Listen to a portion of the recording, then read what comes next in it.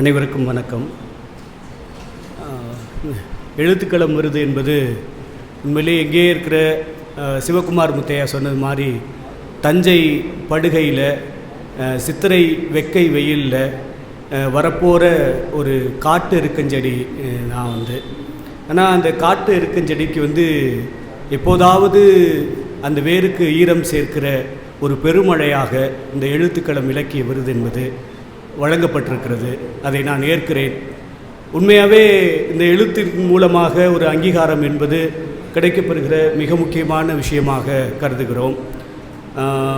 ஒரு 30 ஆண்டுகளுக்கு மேலாக ஒரு அதிகாரத்தின் மீது ஒரு சிக்கில் பறவையைப் போல கடலுக்குள்ளுக்கு பெரிய பெரிய மாமிசங்களை வேட்டையாடிட்டு நதிக்கரையில் அல்லது கடற்கரையில் படுத்திருக்கிற ஒரு பெரிய முதலையின் வாய்க்குள்ளுக்கு போய் அந்த பற்களுக்கு இடையே இருக்கிற மாமிச துண்டுகளை கொத்தி அதை சுத்தப்படுத்துகிற ஒரு சிக்கில் பறவையைப் போல தன்னுடைய எழுத்துலகில் ஒரு 30 ஆண்டுகளுக்கு மேலாக அதிகாரத்தை நோக்கியும் அநீதிகளை நோக்கியும் எப்போதும் தன் கவிதைகளால் கேள்விகளை எழுப்பிக் கொண்டே இருக்கிற மானுட படைப்பாளியாக நான் கருதுகிற கவிஞர் சுகிர்தராணி அவர்களின் கரங்களிலிருந்து நான் பெறுகிற இந்த விருதை பெரிதாக கருதுகிறேன்.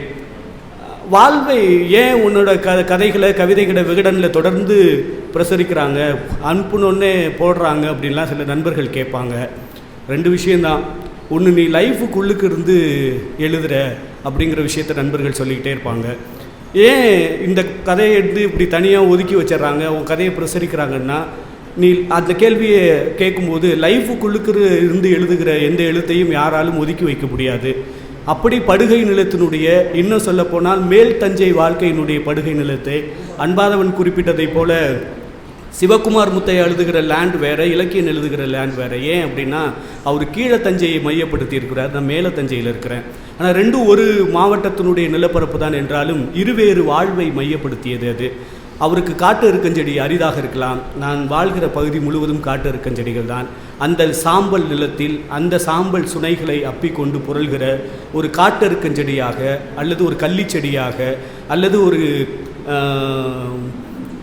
எருக்கம் புதர்களைப் போல மண்டி இருக்கிற அந்த வாழ்வியலை, கீழ்நிலை விளிம்புநிலை மக்களின் வாழ்வுகளை எழுதுவது எனக்கு ரொம்ப பிடித்தமான விஷயம்.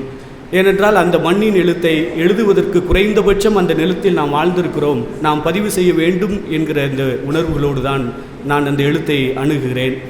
சுஜாதா செல்வராஜ் அவர்கள் சொன்னாங்க, நான் எனக்குள்ளுக்கு நகரமயமாகி போன பிறகும் என்னோட மனதில் அந்த கிராமத்துக்காரி இருக்கான்னு.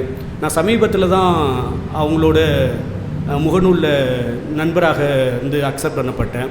ஆனால் அவங்களுடைய ஒரு ரீல்ஸ் பார்த்தேன். கசையடிக்காரன்னு ஒருத்தரை நீங்கள் கேள்விப்பட்டிருக்கீங்களே நான் தெரியாது. கசையடிக்காரன் என்று ஒரு பெரிய நீளமான சாட்டையை வச்சுக்கிட்டு தன்னோட உடம்புல அடிச்சுட்டு கால் சலங்கைகளோட கையேந்துகிற பேருந்து நிலையங்களில் மக்கள் கூடுகிற ஜனங்களில் பார்த்துருப்பீங்க நீங்கள். அந்த கசையடிக்காரனுடைய நடனத்தை ஒரு நளினம் கூட தப்பாமல் ஆடுகிற ஒரு கிராமத்துக்காரியாக தான் சுஜாதா செல்வராஜை நான் பார்க்கிறேன். அவர் பெங்களூரில் இருந்தாலும் கூட அவர் கிராமத்து மனங்களை சுமந்திருக்கிற மிக நுட்பமான படைப்பாளி என்பதை நான் அறிந்து கொண்டேன். அவங்களுடைய கன்னிமார் சாமி நான் வாசிக்க வேண்டும் என்று அவரிடம் கேட்டிருக்கிறேன். ஏன் இப்படியான விஷயங்களை நாம் முன்னெடுத்து செல்ல வேண்டியது இருக்கிறது என்றால், இந்த விருதுக்கான தேவையான நேரத்தில் வேருக்கு பாய்ச்சுகிற பெருமழை நீராக இந்த அங்கீகாரம் என்பது படைப்பாளருக்கு தேவைப்படுகிறது. இந்த விருதை வழங்குவதற்கு சாத்தியப்படுத்திய அல்லது உடனின்ற அத்தனை தோழமைகளையும் நான் நினைத்துக் கொள்கிறேன். இந்த புனலில் மிதக்கும் முகம் என்கிற சூரிய நிலாவின் படைப்பை தாழ்வாரத்தில் நாங்கள் அறிமுகப்படுத்தி கொண்டாடினோம்.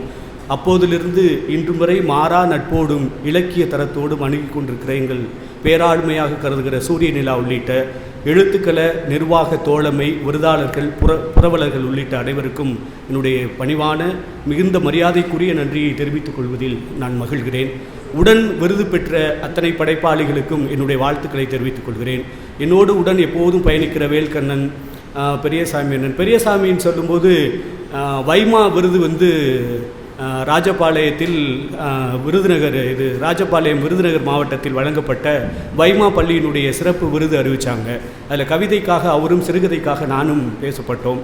அப்படி வழங்கப்பட்ட அதற்கு முன்னாடி பெரியசாமியை தெரியும் என்றாலும் கூட அந்த விருதுக்கு அப்புறம் நாங்கள் இன்னும் நெருக்கமானோம். தொடர்ந்து அவர் படைப்புகளையும் அவர் நுணுக்கங்களையும் உள்வாங்குதல்களையும் நான் அறிந்து கொண்டு போது நான் வியக்கிற கவிஞனாக படைப்பாளியாக அண்ணன் பெரியசாமியும் கவிதைக்கார இளங்கனும் வேல்கண்ணன் அவர்களும் எப்போதும் உடன் பயணிக்கிற ஒரு உரையாளராக இலக்கியத்தை நுட்பமாக அணுகுகிற ஒருத்தராக தோழி சுடர்விழி உள்ளிட்ட பொள்ளாச்சி நண்பர்கள் அனைவருக்கும் பூவிதழ் உமேஷ் தாழ்வாரத்திலிருந்து என் படைப்புகளோடு உடன் நின்று எப்போதும் களமாடுகிற அன்புக்குரிய தோழர் செருகுடி செந்தில் அவர்களுக்கும் உள்ளிட்ட அத்தனை தோழமைகளுக்கும் எனக்கு தெரிஞ்சு